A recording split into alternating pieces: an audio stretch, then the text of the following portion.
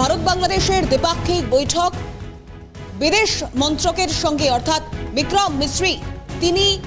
ইতিমধ্যেই বৈঠকে রয়েছেন এবং সেই বৈঠকের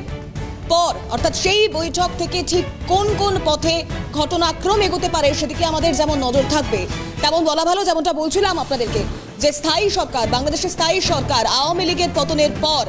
শেখ হাসিনা দেশত্যাগ করবার পর, অন্তর্বর্তী সরকার ক্ষমতায় আসার পর এই প্রথম ভারত বাংলাদেশ দ্বিপাক্ষিক বৈঠক। এবং এই দ্বিপাক্ষিক বৈঠকের সবথেকে গুরুত্বপূর্ণ বিষয়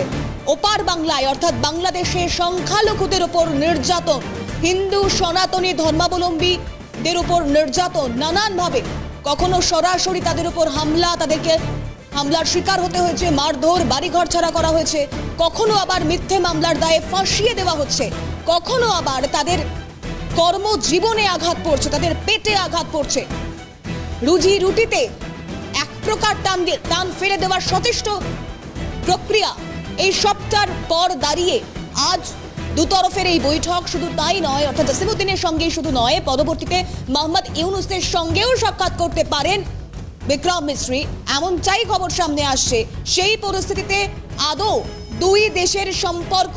বা একদিকে যখন গোটা বাংলাদেশ জুড়ে টালমাটাল পরিস্থিতি, ভারত বিদ্বেষী স্লোগান মুহুর্মুহু সামনে আসছে, বাংলা, বিহার, ওড়িশা দখলের